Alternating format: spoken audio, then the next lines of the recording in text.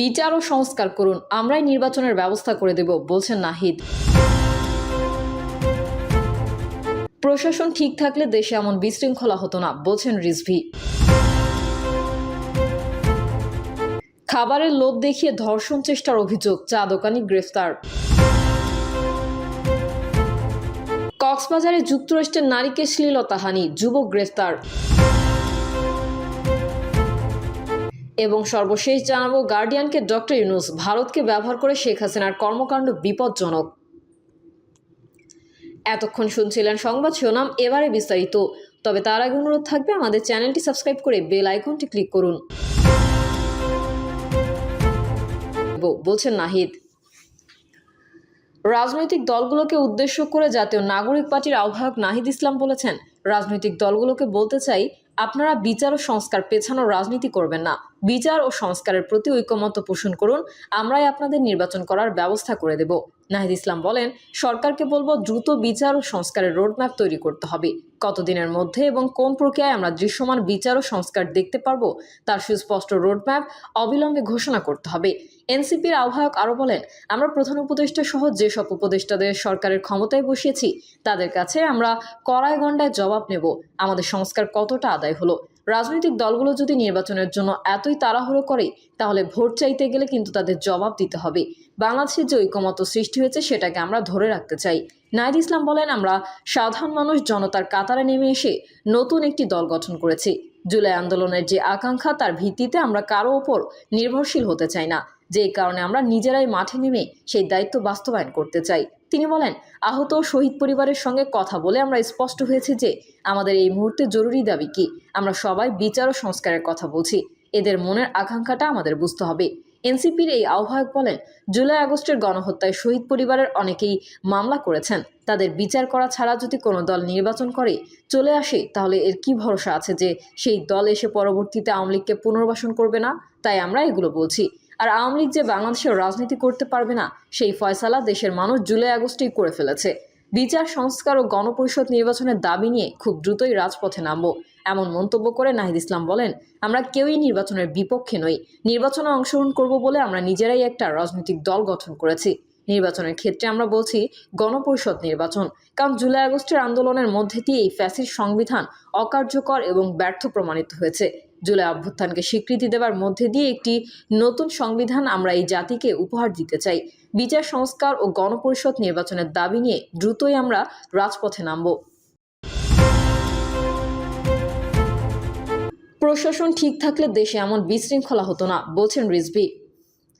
আইনের প্রয়োগ সঠিকভাবে করলে দেশে বিশৃঙ্খলা হতো না বলে মন্তব্য করেছেন বিএনপির সিনিয়র যুগ্ম মহাসচিব রুহুল কবির রিজভী। তিনি বলেছেন, দেশে ধর্ষণের পরিমাণ বেড়ে গেছে, কোথাও নারীদের নিরাপত্তা নেই। প্রশাসন ঠিক থাকলে দেশে এমন বিশৃঙ্খলা হতো না। বিএনপির এই নেতা বলেন, শেখ হাসিনার আমল থেকেই নারীরা নির্যাতিত হয়েছিলেন, এখন তো ছাত্রলীগ যুবলীগ নেই, তাহলে কারা এই হিংস্রতার সঙ্গে জড়িত? আমরা অন্তর্বর্তীকালীন সরকারের কাছে তা জানতে চাই। তিনি বলেন, সরকারের কাছে বলতে চাই, দ্রুততম সময়ে আসিয়ার ধর্ষণকারীদের বিচার করতে হবে এবং যেন অন্য অপরাধীদের হৃদকম্পন হয়। বিএনপির ভারপ্রাপ্ত চেয়ারম্যান তারেক রহমান সবসময় আসিয়ার বিষয়ে খোঁজ খবর রাখছেন। বৈষম্য বিরোধী শিক্ষার্থীদের উদ্দেশ্য করে রিজভী বলেন, দেশের বিভিন্ন জেলায় ডিসিএসপিদের কক্ষে গিয়ে তাদের কাজ তদারকি করছেন বৈষম্য বিরোধী শিক্ষার্থীরা। খাবারের লোভ দেখিয়ে ধর্ষণ চেষ্টার অভিযোগ, চা দোকানি গ্রেফতার। ফেনীর ফুলগাজীতে 8 বছরের এক শিশুকে খাবারের লোভ দেখিয়ে ধর্ষণ চেষ্টার অভিযোগ উঠেছে। এ ঘটনায় নুরুল ইসলাম নামে একজনকে গ্রেফতার করেছে পুলিশ। সোমবার দুপুরে তাকে আদালতের মাধ্যমে কারাগারে পাঠানো হয়েছে। ভুক্তভোগীর পরিবার ও পুলিশ সূত্রে জানা যায়, ওই শিশু ফুলগাজীর বাসুরা মাদ্রাসায় 2য় শ্রেণীতে অধ্যয়নরত। গত 3রা মার্চ ক্লাসের বিরতিতে সে টিফিন কিনতে মাদ্রাসার সামনের চায়ের দোকানে যায়। সেখানে চা দোকানি নুরুল ইসলাম তাকে খাবার খাওয়ানোর কথা বলে তার দোকানের ভেতর নিয়ে কোলে বসায়। যৌন নিপীড়নের এক পর্যায়ে শিশুটি চিৎকার দিলে নুরুল ইসলাম তাকে ছেড়ে দেয়। পরে বাড়িতে ফিরে বিষয়টি জানালে রোববার রাতে ভুক্তভোগী শিশুর মা বাদী হয়ে নুরুল ইসলামকে আসামি করে ফুলগাজী থানায় একটি নারী ও শিশু নির্যাতন দমন আইনে একটি মামলা করে। এ ব্যাপারে ফুলগাজী থানা পুলিশের ভারপ্রাপ্ত কর্মকর্তা ওয়াহিদ পারভেজ ঢাকা পোস্টকে বলেন, এ ঘটনায় মামলা করার পরপরই রাতে অভিযুক্তকে গ্রেফতার করা হয়েছে। দুপুরে তাকে আদালতের মাধ্যমে কারাগারে পাঠানো হয়েছে। কক্সবাজারে যুক্তরাষ্ট্রের নারীকে শ্লীলতাহানি, যুবক গ্রেফতার। কক্সবাজারে একটি আন্তর্জাতিক সংস্থায় কর্মরত যুক্তরাষ্ট্রের এক নারীকে শ্লীলতাহানির অভিযোগ উঠেছে। এ ঘটনায় অভিযুক্ত তারেকুর রহমান নামের এক যুবককে আটক করেছে পুলিশ। গ্রেফতার তারেকুর রহমান কক্সবাজার শহরের মেহাজের পাড়া মোহাম্মদ ফরিদের ছেলে। কক্সবাজারের পুলিশ সুপার সাইফুদ্দিন শহীদ জানান, ইউএন উইমেন নামে একটি সংস্থার কর্মরত যুক্তরাষ্ট্রের ওই নারী তার অপর এক সহকর্মীকে সঙ্গে নিয়ে সকাল 11টার দিকে শহরে হেঁটে যাচ্ছিলেন। এ সময় শহীদ সরণির কেন্দ্রীয় শহীদ মিনার সংলগ্ন এলাকায় তারেকুর রহমান তাকে ঝাপটে ধরেন, একই সঙ্গে তাকে শ্লীলতাহানি করেন। বিষয়টি পরবর্তীতে ওই নারী পুলিশকে জানালে পুলিশ বিকেল 4টার দিকে শহরের ঝাউতলা থেকে অভিযুক্ত তারেককে গ্রেফতার করে। এ ব্যাপারে আইনগত ব্যবস্থা নেওয়া হচ্ছে।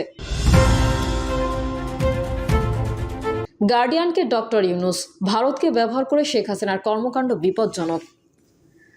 গেল বছরের আগস্টে ডক্টর মোহাম্মদ ইউনূস যখন বাংলাদেশে ফেরেন তখন তাকে বরণ করেছিল বিষণ্ণতা। রাজপথ ছিল রক্তস্নাত, মর্গের স্তূপে ছিল আইনশৃঙ্খলা বাহিনীর গুলিতে নিহত হাজারো আন্দোলনকারী, এমনকি শিশুর লাশ। তখন মাত্রই 15 বছরের কর্তৃত্ববাদী শাসনের পর ছাত্র নেতৃত্বাধীন এক বিপ্লবের মাধ্যমে শেখ হাসিনার পতন হয়। হাসিনার নৃশংস প্রতিশোধ নিতে সাধারণ মানুষ তার বাসভবন তছনছ করে দেয়। ওই সময়টায় হাসিনা বেছে নেন হেলিকপ্টারে করে দেশ ছেড়ে পালাতে।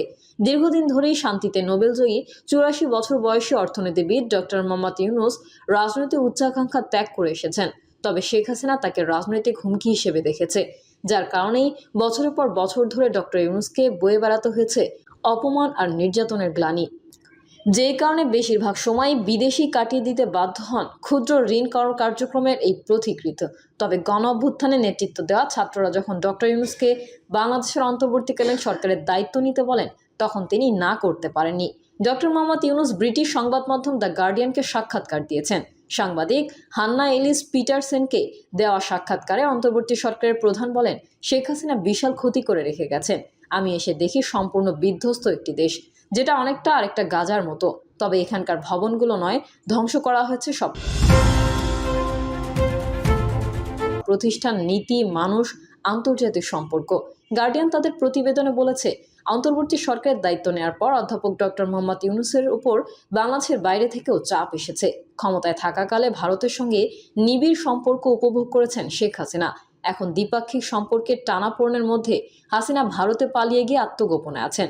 ডক্টর ইউনূসের নেতৃত্বাধীন সরকারের সময় ভারত দ্বিপাক্ষিক সম্পর্ক উন্নয়নে তেমন কোনো আগ্রহ দেখাচ্ছে না, বরং সম্প্রতি দিল্লি ঢাকাকে সন্ত্রাসবাদকে স্বাভাবিকীকরণের অভিযোগ করেছে। গত বছর ডিসেম্বরে শেখ হাসিনার প্রত্যর্পণ করিয়ে বিচারের জন্য বাংলাদেশের পক্ষ থেকে ভারতকে আনুষ্ঠানিকভাবে চিঠি দেওয়া হয়, তবে ভারত এ বিষয়ে কোনো প্রত্যুত্তর দেয়নি। ডক্টর ইউনূস অবশ্য বলেছেন, মানবতা বিরোধী অপরাধের জন্য হাসিনার অনুপস্থিতিতে হলেও বিচার চলবে। হাসিনা ভারতে বসে সম্প্রতি